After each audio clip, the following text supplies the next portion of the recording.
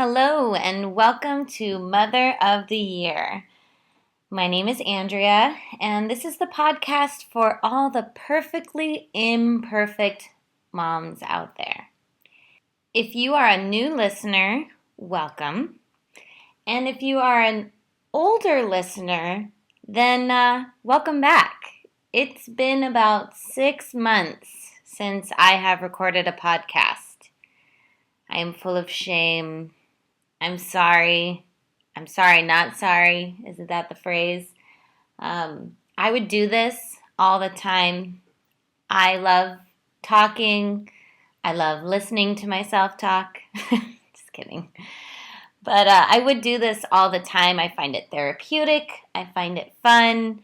I find it as a way to connect with my friends and family. And life just gets in the way. It really does. And so it's been about 6 months since I have been able to record a podcast. And that's why this episode is called Let's Play Catch Up. See what I did there? Ba-dum-ba. If the sound sounds a little bit echoey, I do want to apologize. I have a microphone, but for some reason it's not connecting to my laptop. So that is that. But I do want to dust off the cobwebs and delve back into this podcast because, let's be frank, I need it. I need the therapy right about now. I actually go back to work within the next couple of weeks. As a teacher, I've had the summer off, but I actually haven't had the whole summer off. I tried something new this summer. I tried teaching summer school at the high school level. Normally I teach middle school. And I will tell you something, it's going to be really hard to refrain myself from hugging and kissing all the middle schoolers on the first day back to school because after what I went through with these high school students this summer, I have a whole newfound love for middle school. So not sure if I would do the whole high school, summer school thing again unless I need the money, but I am someone who really likes to work. I am not wired to be a stay-at-home mom. After teaching summer school, I had the last 2 weeks straight with my kids. For those of you tuning in for the first time, I have a son who is almost 1.5, and I have a daughter who is almost 3.5. So I was with them as a stay-at-home mom for the last 2 weeks. I have about a couple weeks before the new school year starts, and guess what? They're back in daycare. I had just about as much as I can handle. If you feel like you might be slightly judging me for that statement, please know it comes with a tremendous amount of guilt. I wish that I was able to handle my children full time. I just can't. I think if I had to be home all the time with them, I honestly would end up being on some kind of mommy's little helper medication because I go to some pretty dark places. I get very lonely. Very frustrated, angry. I don't know what's wrong with me. I actually had a really long talk about it with my husband a couple nights ago, and I just, kind of broke down in tears because I feel like, as a woman, I should long for that time with my children. I should value it. But I really struggle. I really, really struggle. So luckily for me, my husband just wants me to be happy and healthy, so he totally supports me needing to put the kids back in daycare. Plus, I gotta be real with you. I really think my kids were getting very bored. I'm not someone who busts out art projects all the time. I hate to say it, but a lot of times the TV's on, we'll watch movies, my daughter will play on the iPad, and they were, I think, getting a little bit stir crazy. So we went back yesterday for the first time in a couple weeks, and She cried initially when I told her that she was going back to school because for her it's a Montessori preschool. Luckily for me, they do take a couple babies, so he's there with her. So she did cry initially. I felt like I was talking to a teenager, dragging them to school. But once she was there, she was actually really excited. We didn't have any tears. At the end of the day, I was had a stomach ache wondering how the day went, and they said there was no problems. So it's good to get back into the routine. I'm somebody that likes to have a routine every day. Even before I was married, even before I had kids, I always struggled over the summer with boredom and being bored.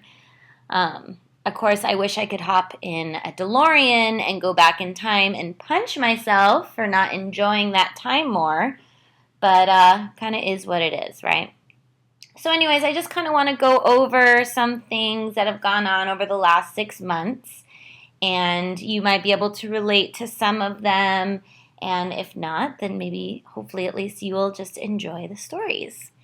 So the first thing I want to share is back a few months ago, my son turned 1. I remember when my first child celebrated her first birthday, we did this whole "You Are My Sunshine" theme. I had one of the walls in my house was turned into a sky with clouds and a big sun shining, and we had this really cute banner that said "You Are My Sunshine."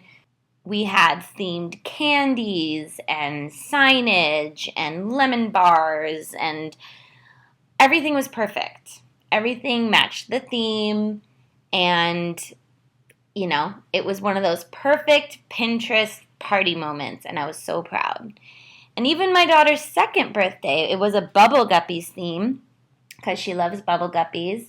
And again, I had the cute things that I had printed on a color printer and cut it out and put them on the walls. And we had, snacks that were themed and the plates and the drinks and everything was matching.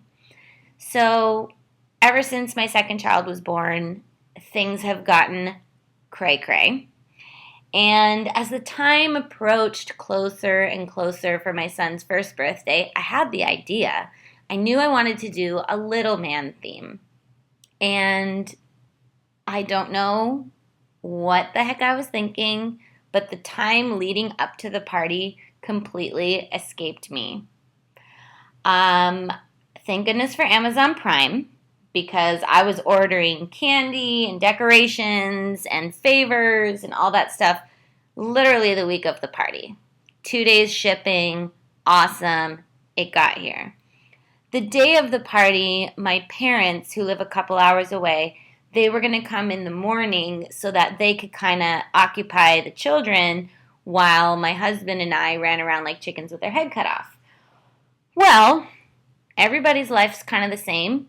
Time can escape you, and so they actually ended up arriving a couple hours later than they had originally said they would be. So I don't know what was in the water that day, but I was like, cool as a cucumber. I was like, no worries. I'm going to go get some balloons. I'm going to pick up the cake, get some groceries. Meanwhile, I guess my husband was back here ripping out his beard hair, freaking out and kind of upset with me because I wasn't prepared. But luckily I was oblivious to all of this, because if I would have known he was upset, I would have been mad, because it takes two to tango, right? So anyways, so now it's getting closer and closer to when the party's going to start, and I'm at the grocery store, and I pick up his birthday cake. I had decided not to do cupcakes this year. I decided to do a sheet cake. And so it had this really cute mustache on it.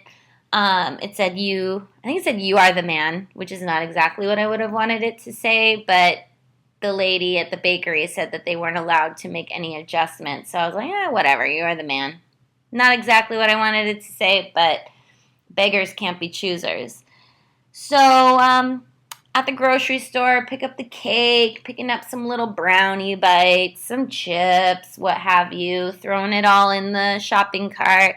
And I haven't even showered yet, P.S. And I think the party was starting in an hour and a half, or maybe even an hour. Not gonna lie. So I go to check out, and I'm reaching in my grocery cart, putting stuff on the little conveyor belt thing, and I notice I had put groceries on top of the cake box. What is wrong with me? Why would I ever do that? Because I'm Mother of the Year, that's why. If you actually go to my podcast Instagram at Mother of the Year Podcast, you can see a picture of what the cake looked like because it got smashed. Not like the cute little smash cake that the baby gets to smash, but the actual cake that was going to be on display at the party was smashed. At that moment, I couldn't even cry. I couldn't laugh. I couldn't get angry. I was just too, mind blown, I guess, to be that stupid, to put groceries on top of a cardboard box that's flimsy. But anyways, I wanted to cry, but I just couldn't even cry. So came home from the grocery store, threw some stuff down. The decorations weren't even out. I'd bought these cute little bow ties. I ended up just throwing them in a bowl. No one even knew to put the bow ties on. I bought all these temporary mustache stickers. It would have been so cute to have a little sign that said, put on a mustache. But I didn't have time. I totally blew it on his first birthday party. Completely 100% blew it. I had wet hair.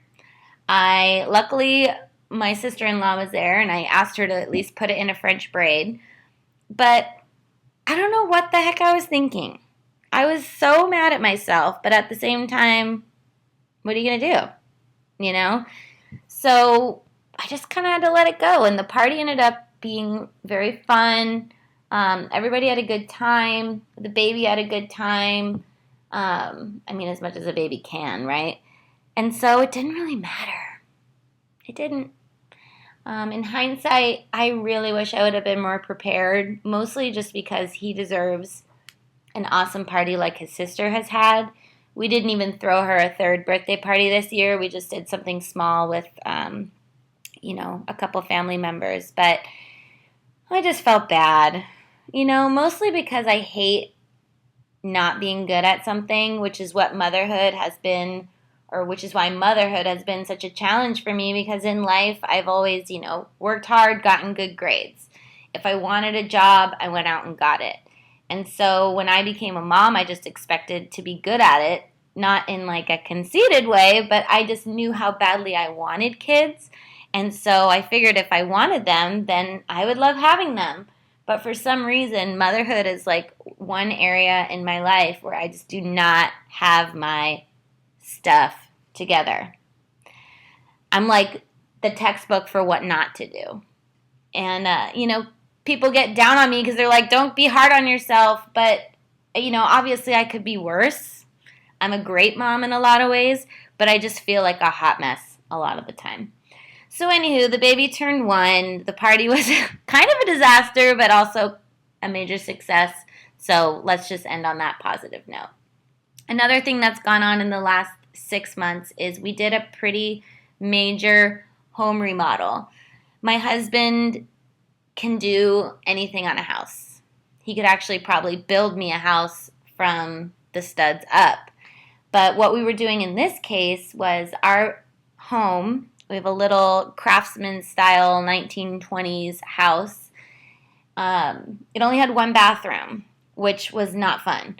So what my husband did is he turned our bedroom closet into a second bathroom, and then he added another closet in our room.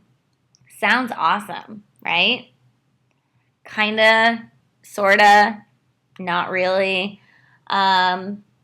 The only part, and this is me being a little vindictive, the only part for me where I took a little joy in the remodel was that we had to actually sleep out in the living room, because since he was doing this major construction, building a bathroom and a second closet, we also decided to just kind of fix up our bedroom as well with, new windows, crown molding, all that stuff. P.S. Before I met my husband, I did not know what crown molding is. I'm not like a HGTV girl, but but now I can tell you anything about a house. Anywho, so we were sleeping out in the living room because our bedroom was a construction site. So my husband was the one that was kind of pushing this remodel and pushing it and pushing it and pushing it. And so I finally one day I just sucked it up and I'm like, you know what? Now's the time. And so I think literally that following weekend he started. Let's get back to my little vindictive moment. So we had to sleep out in the living room. Well, if you've ever listened to my podcast before, you know that my children are early risers. My daughter does pretty good now. She'll sleep 6:30, but my son's usually up in the 5 o'clock hour. So normally, I'm kind of an early riser myself. Of course, I'm really angry and thinking about murder for like the first 10 minutes that I wake up. But after that 10 minutes, I'm usually good. So anyway, so normally I'm the one that gets up early with the kids, but since we were sleeping out in the living room, guess who was also awake?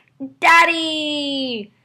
So, I mean, is that totally wrong that I got a little bit of pleasure out of that? That he was forced to be up early with us. It was kind of nice. We had the mattress. We'd like lay as a family and watch TV. It was kind of fun. But we survived the remodel. My husband survived getting up early with us. And now we have a beautiful second bathroom and closet. Still doesn't have a functioning shower yet. So we're going to see kind of where we're at after summer. Because, you know, now I don't have any income.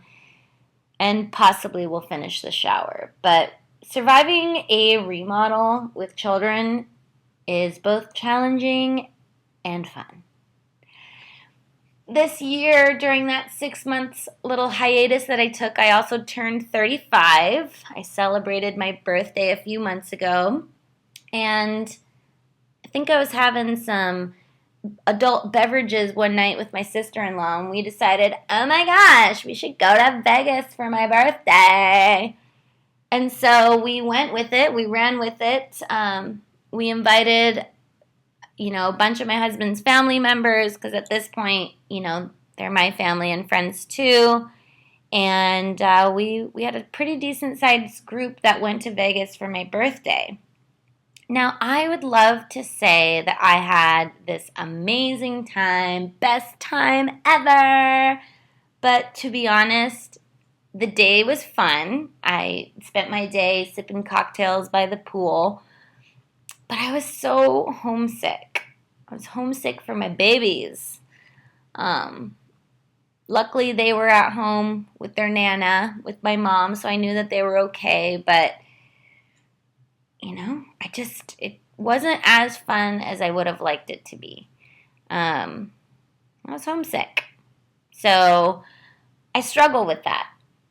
You know, recently, my best friend invited me to stay the night with her at a hotel, and I had like butterflies and anxiety in my stomach, and I was like, why don't I instantly feel like, yes, I want to go, give me the night off, give me a morning off from getting up with the kids.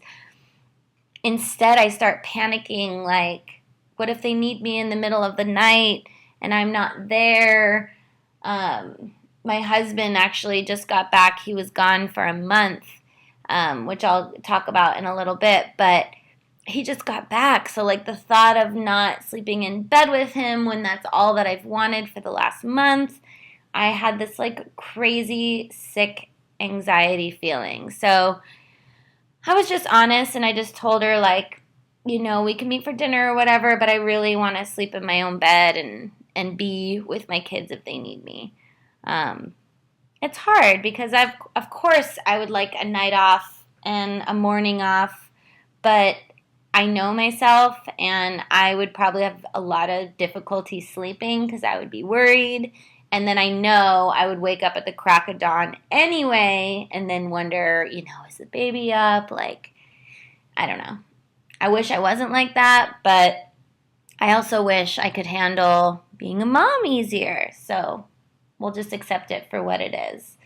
So I'm not in any rushes to get back to Vegas. I think my next trip that I want to plan will be a much more low-key vibe because the whole Vegas woot woot party, it's just not my thing anymore. I'd much rather just have like a night out and then come home at the end of it. And in a perfect world, I wouldn't have to get up with the kids, but if I hear my children, I'm up. So even if my husband did get up with them, I'd be like that little sheepish, like, what are you guys doing? Can I hang out with you? That's just me. Oh my gosh, guess what we finally achieved? Potty training success. Ah, the clouds parted, the diapers are gone. Almost. Almost totally gone with the diapers. We're still doing a diaper at nap time and at bedtime, but to be honest, she's waking up dry, so those are probably going to be gone soon as well. Oh my gosh, I tried potty training at the beginning of 2017. So what's that? 7, almost 8 months ago, and it was an epic failure. The only reason I potty trained was because I felt pressure to. I knew my daughter was going to be turning 3 in March, and you always hear people say like, oh, my child was potty trained before they were 3. And so I didn't want to be one of those moms that, their kid's 3 and they're still in a diaper. There's that pressure on every mom out there. So I tried at the beginning of the year, and it was terrible. She peed all over the house. We had poo-poo accidents. She would cry when I would try to put underwear on her, and I really wish I wouldn't have pushed it because, again, with all the negative judgment that you also get a lot of advice, and when you're not ready to hear it, you're not ready to hear it. So I remember my mom, who was actually very supportive, she would say she'll do it when she's ready. So luckily I didn't push it for that long the first time. I think I lasted less than 24 hours actually. And so she turned 3, still not potty trained. She was using pull-ups, but I gotta be real with you. We were pretty much using pull-ups like diapers. Like I wasn't really pulling them up and down a bunch of times. She would use the pull-up and then I would get a new pull-up. So pull-ups are just what they do at her little preschool, so I just kind of followed suit with it. But I can't really say that the pull-ups were part of the success for me. Trying to think of when we really started getting back into the potty training, maybe a couple months ago. So definitely after she turned 3, I just knew it was constantly on my mind. I was thinking about the fact that I needed to do this. And I knew that we were going on a trip this summer, which I'll talk about in a little bit. We were going to be going on a little vacation, and so I knew it would be nice if she was potty trained before the vacation. So just I had a weekend where there wasn't a lot going on, and so I just told my husband one day, I'm going to put our daughter back in underwear. I'm going to do it. And he kind of looked at me like nervous, like, are you sure? Because his whole thing is how I'm doing. He can handle the kids being messes, but he cannot handle his wife being a mess. So he wanted to make sure I was mentally prepared. And I just kind of told him, like, I'm just going to see how it goes. So the Saturday morning that it was the big underwear day, we got up in the morning and I just told her, like, you're going to wear underwear today. And she kind of started crying because that's just my daughter as well. But and she was over it. She was like, okay. So we put underwear on her. I had done a little bit of reading. I really try not to torture myself with all of the advice that's out there. But one thing that I had read was not to take them to the bathroom every 30 minutes or every hour like some of the books suggest. This particular article, which, let's see what it was called. Hold on. And I'm back. If you're interested in looking up the article, it was called 3-Day Potty Training by Laura Jensen. Or it looks like you can also look up 3daypottytraining.com. I used quite a few of the tips from this article, but it did recommend instead of just taking the child to the restroom and forcing them to go, you just constantly say, let mommy know if you have to go pee-pee. Let mommy know if you have to go pee-pee. Let mommy know if you have to go pee-pee. So you're kind of putting the responsibility on the child. And I've really realized that my daughter has taken ownership of that. It sounds kind of silly to talk about, but she has had more success when she has gone to the potty or she has told me she's had to go. And I want to say it's been a couple months now. And the only difficulty that we've had is poop, good old number 2. There's been quite a few poop accidents, but really in the last week and a half or so, she's going poop in the potty. We've learned for her, she really values privacy. And so the best success that she's had with pooping in the potty has been when she goes on her own. And then she likes to close the lid and call for me and then do like a grand reveal of her poop. Being a mom's quite humbling. Never thought I'd be staring in so many toilets full of poop. But there is a lot of joy and celebration when they succeed in that. So we started with M&Ms. So if she'd go pee-pee in the potty, she'd get an M&M.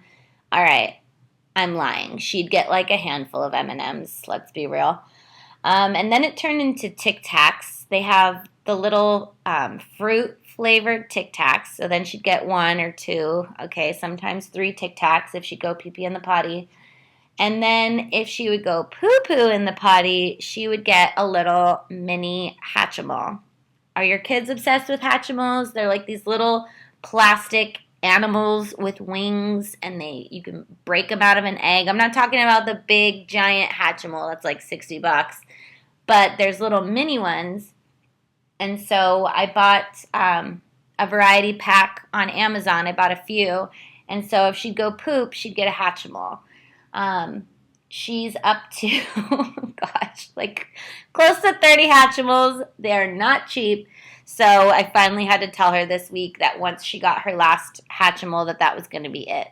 So far so good. She hasn't even asked to get another Hatchimal, but she's still quite successful at going in the potty. But it is a major, major transition.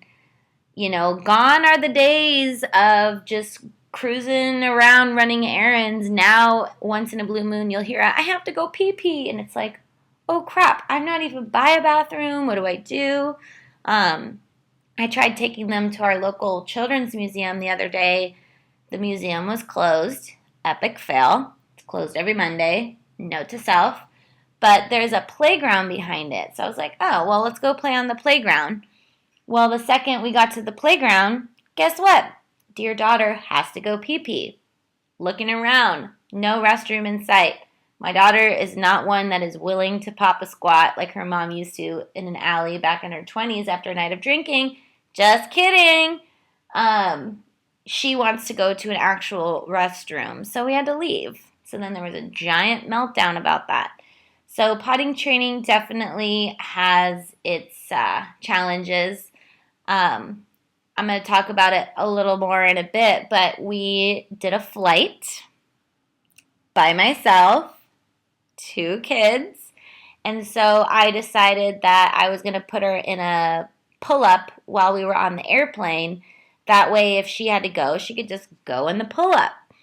Well, my daughter is very committed to being potty trained, so we were on the plane, and she refused to pee in her pull-up. Of course, a part of me, I'm like, high five, girlfriend, you're being committed to what you need to do. But the other part of me was literally begging her, please pee-pee in your pull-up. Mommy doesn't know how I'm going to take 2 kids to the airplane bathroom right now. But no, I had to take her to the bathroom, which was disgusting. But we survived.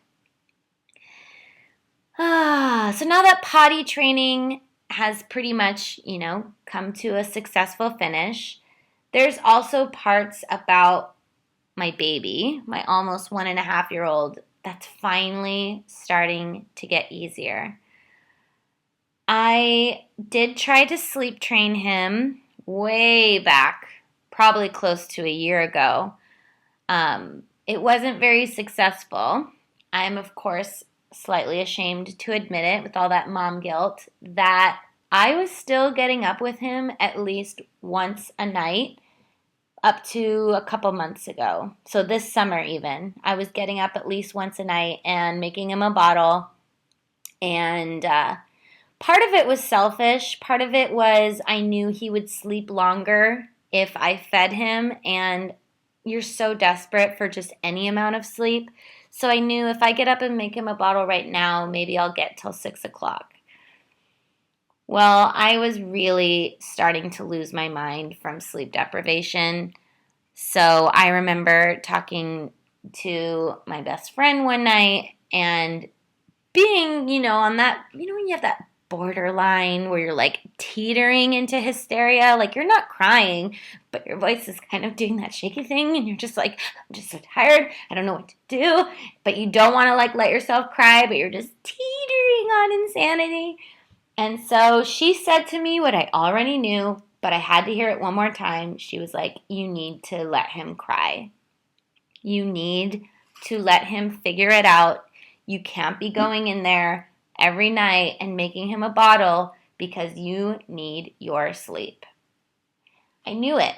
I already knew it. I did it with my daughter. It was very successful, and I knew I had to do what was right for him. And she reminded me it's really going to suck for a couple nights, but then you're finally going to get full night's sleep again. So I told my husband, because he really values his sleep, and I think he really lucked out that he had a partner, a wife that was willing to get up and handle making the bottle for the child, and he would just kind of go back to sleep. And so I let him know we're going to have to listen to some crying. And so he was on board. He knew it was the right thing to do because of how well it worked for our daughter. We just knew it was going to suck.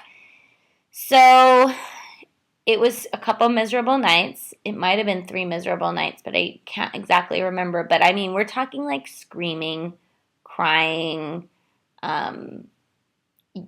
screeching. Because at this point, he's well over a year old. It's a lot of mama, dada. Because when I sleep trained my daughter, she was like 4 months old. So it was just a lot of just crying.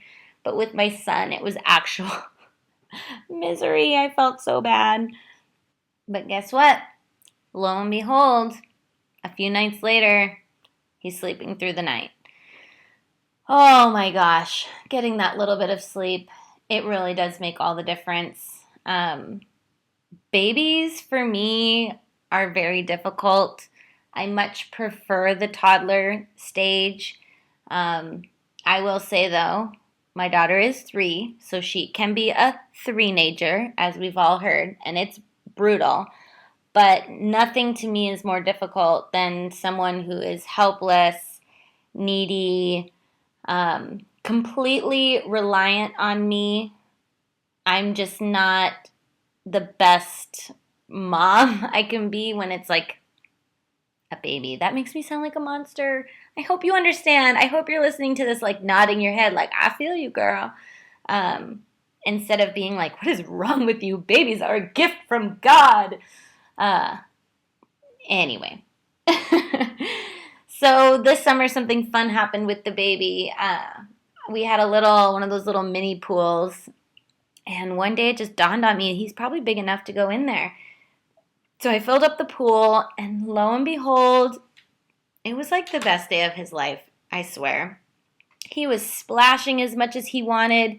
He could crawl in it, and his face wasn't in the water because it was shallow enough. It was such a fun moment because it just reminded me things are going to get easier.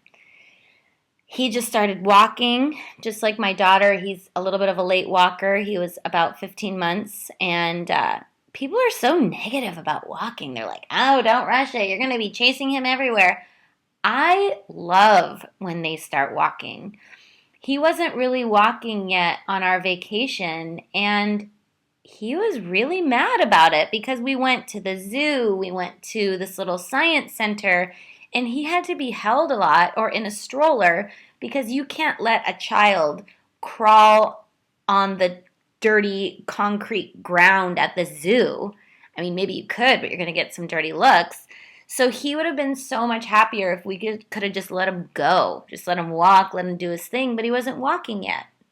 So for as negative as people want to be about when they're walking and how much harder it is, I will take that over a baby that's like clinging to me and upset because they can't get down and walk. Now I will say, I specifically remember 15 months not being my favorite age. Yes, they start walking and those kinds of things get easier, but I also feel like this is a stage where he's very frustrated. He's trying to tell me things and he doesn't have the words. And so we're starting to have temper tantrums. We're starting to have hitting, throwing, and it's very different from when my daughter was this age because she was very petite and small. Whereas my son, even though he's 2 years younger than her, he might actually weigh more than she does. He's very solid. He's like a little beefcake. And so when he decides to pick up something and throw it, you better duck because you're about to get pummeled. So I'm really starting to get my boxing gloves on because I know we are headed down for a challenging period of time. I want to say 15 to 18 months was challenging. So I got to just hang in there. Luckily, he's still like my little sweetheart too, but man, this kid's got a temper. Of course, it makes me laugh because when I took them back to daycare yesterday, I warned his leader. I was like, he's really starting to get frustrated because he doesn't have his words. So I'm just going to warn you if he hits or he throws something, just be prepared. And so when I picked him up yesterday, I'm like, how'd it go? And she's like, fine. I'm like, did he ever get mad? She's like, no. It's one of those moments where it's like, I'm glad they had a good day, but why can't they give me a little bit of that good behavior? But I guess I'd rather have them be well behaved at school because I wouldn't want them to get kicked out or something like that. So let's talk a little bit about this fun vacation, sarcastic air quotes, that I went on with the two kids. The reason I flew by myself is because, again, since my husband does remodels, people want to use his talents. And so he has his mom and dad live in Kansas, and he has a brother, his brother's wife, and they have a 3-year-old as well in Kansas. And so they wanted a bathroom done.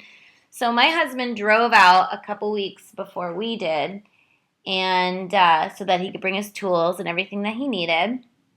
And I flew out with the two kids by myself. So fun. I will say my daughter, the toddler, pretty easy. I put a bunch of new games on her iPad, and so she happily played with them. She really wasn't that sucked into it. I was surprised. I think her ears were popping, so I was doing everything in my power to help her poor little ears pop. I had dum-dum lollipops. She has begged and begged and begged for me to let her have gum, so I finally broke down and was like, do you want a piece of gum? But then the gum was peppermint, so she spit it out because, in her words, it was too spicy. Meanwhile, I have the baby climbing all over me, and luckily he did fall asleep, but his nap was maybe 10 minutes, but hey, I will take 10 minutes. So the flight there was very challenging. The time that we were there was very challenging because we were 2 years ahead of our normal time. So it was like, okay, well, do I try to keep them on California time or do I let them adjust to Kansas time? It was rough. It was rough. Luckily, naps were okay, but the actual evenings and nighttime were my least favorite part of the trip. It was rough. the baby, we had him set up. It's going to sound bad, but it wasn't bad. But we had a crib set up for him in my in-laws' bathroom. And so it was tough because if the baby woke up crying, I didn't want him to disturb them. So I would get him. And I mean, this baby was waking up multiple times a night. I don't know if he was scared because he didn't know where he was, but I wasn't about to let him cry it out in a strange place. So it was rough. Finally, by the second to last night, I made my husband get up with me because my husband always jumps to the teeth hurting. And he'll be like, his teeth hurt, his teeth hurt. And it's hard because I don't want to just drug my kid all the time. But of course, there's that little like voice in the back of your head that's like, maybe he is in pain. So I remember that second to last night. I think at this point I had been up and down for 2 hours, and I think it was around 3:30 in the morning. I was like, fine, help me give him some medicine. So I dragged my husband out of bed with me. We got the baby, gave him some medicine. We have not done this with either of our children since they were newborns, but I looked at him and I said, he's coming to bed with us. And we have decided as a family unit that we don't want our children in our bed. But at this point, that was the only way I was going to get any sleep. And so my husband didn't say boo. He was like, yeah, I mean, I must have had one of those looks on my face that was like, don't you tempt me. Don't you test me right now. So he just said, okay. Brought the baby to bed with us. Baby slept. I slept. It was awesome. I told him the last night that we were there, if he wakes up, I'm just bringing him into bed. And I did, and it was great. I haven't done it since we've been home. It's not a new habit, but we just had to do what we had to do on that vacation to survive. Now, my daughter has been going through some difficulty at night. I don't know if they're nightmares or bad dreams. I don't want to ask her because I don't want to put that phrase into her head because I feel like that would scare her as well. But it's been tough. We've been getting up a few times a night. It's tough because that's another thing with the potty training is now not only does she want to get up because she's had a dream, but she wants to get up to go pee-pee. So now I have to make that decision like, okay, well, do I want to teach her that she can get out and go to the bathroom? But then you open up Pandora's box of, is she going to start getting out of the bed and asking for water? Is she going to get out of the bed because she's wants another story? Like right now, she does very well in her bed. She does not get out of her bed. If she calls for mommy or daddy, we come, but she knows she does not need to get up. We're right there. We have the video monitor. We see her, and so it's worked out well for us. So I am a little afraid that if I do let her get out of the bed to go potty, if that's going to undo all of that. So it's been tough. I finally reached out in a Facebook group I'm in for mommies, and I was like, any advice for bad dreams? And someone recommended that Highlands makes these little dissolvable tablets that actually, let me go see what they're called. Pause. Okay, so this is Highlands for Kids, Calm and Restful. And it says, temporarily relieves the symptoms of occasional sleeplessness, mental and physical restlessness, irritability, and occasional sleeplessness due to travel and lack of focus in children.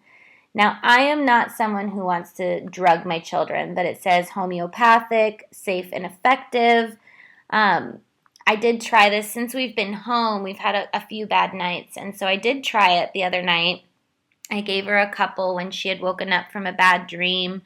It's hard to say if it worked. The jury's still kind of out, but I'll try them again. It was kind of funny because this was happening a lot while my husband was still gone because we went for the week, and then we were home for a week before he finally came back. And she had a couple bad nights while he was still gone where I was up multiple times a night. And so a couple nights ago, around 9:30, she wakes up and she starts calling for mommy. And as it typically does, this went on for about 2 hours. She seems to do this between like 9:30 and 11:30. And she'll wake up, 10 minutes later, 20 minutes later, half an hour later. And it's so challenging because I never want my children to feel scared. I want them to feel safe. I want them to know that, they're always safe when they're at home. And so I don't want to just leave her in there scared. I want to go in, but at the same time, I'm flippin' tired. And so my husband was like panicking, like, is she sick? What's wrong with her? And I'm like, dude, I've been dealing with this for weeks. I've been telling you I'm so tired. I was up multiple times last night. And I think sometimes that just doesn't sink in until they actually experience it with you. So fingers crossed. I've told her she's not allowed to watch any shows with monsters in them right now. It's sad because that's partially probably why she's having bad dreams, but she's obsessed with vampires and ghosts and witches and aliens and zombies. And I probably sound like a really great mom right now exposing my toddler to all of these things. But thanks to Netflix, you can't hide or delete shows. So she sees these different shows that she wants to try out, and, I'm just taking things one day at a time, doing the best that I can. So that pretty much catches us up to date with what's been going on with my kids, what's been going on with me. I wanted to take a moment before I wrap things up and just share a conversation that my husband and I have been having lately. It's come up a few times actually, and it's the idea of balance. I've spent a lot of time by myself this summer. Of course I'm with my 2 kids all the time, but it's not the same. If you've ever felt lonely when you're around your kids, just know that I'm right there with you. Even though I'm never really alone, there are times that I feel so lonely. I miss my friends. I miss my family. I miss myself. I miss my life before kids. It's very lonely and very sad. And so I've really tried to spend some time thinking about balance. I'm not just a mom. I'm not just a wife. I'm not just a friend. I'm also a person. I'm also me. And so what I'm trying to communicate to my husband, and he needs this as well, we both need balance. We can't just work ourselves to death. We can't just spend time with our kids. So what we need to do, and what I want to try to do, is spend more time working on balance. I want to spend more time doing stuff for myself. I've been lucky this summer because even with that horrible summer school job, I got out early enough to where I had 2 hours before I was required to pick up my kids. Now again, if this were a Disney movie, I'd be jumping in my car, racing to the daycare, jumping and grabbing my children into my arms, tears streaming down my face. But no, I was stoked to have 2 hours to myself. I would do the grocery shopping, I would make dinner. But if we're really talking about taking time for myself, I did things like get a pedicure, go get my eyebrows done, get my hair done. Since teaching summer school this summer wasn't very pleasant, I rewarded myself with doing more shopping for me than I've done probably in the last 5 years. I very rarely buy clothes for myself, and I've really done a little bit of spoiling of myself this summer because, dang it, I deserve it. So that's how I've worked on myself a little bit this summer. I've expressed to my husband that I really want to try to find a little more balance with friends. I want to try to get more dinner, meet up for drinks. It's so important to have time with your friends, with your girlfriends.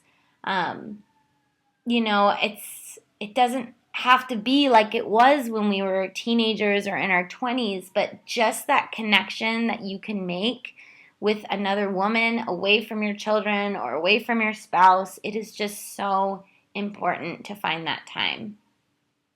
I want to find more balance as a wife. My husband and I, we really don't get a lot of date nights over the summer because our one main babysitter is my mom, and they travel every summer because they're retired. So we don't get any date nights right now. But I feel like one thing I could try to do is maybe stay awake a little longer once the kids are in bed. It's really, really hard for me to stay awake once my children are settled. It's like I have this peace and everything starts slowly shutting down. And so, of course, he never expresses that it bothers him that I fall asleep within, 15, 30 minutes.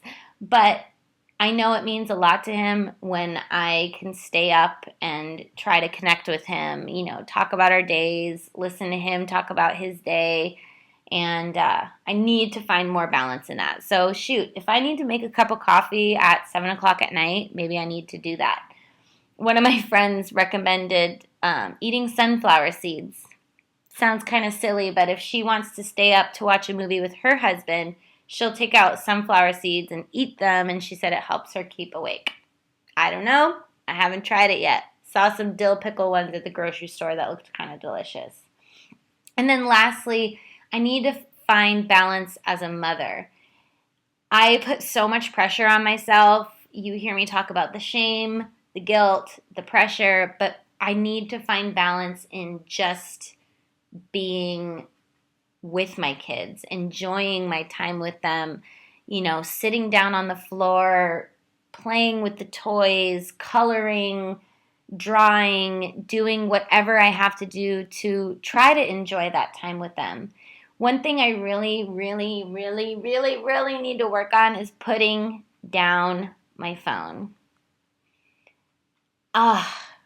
That was one of the most shocking things for me teaching high school kids was seeing their cell phone addiction. Like they couldn't go 30 seconds without checking their phones.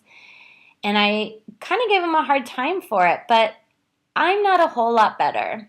I'm really not.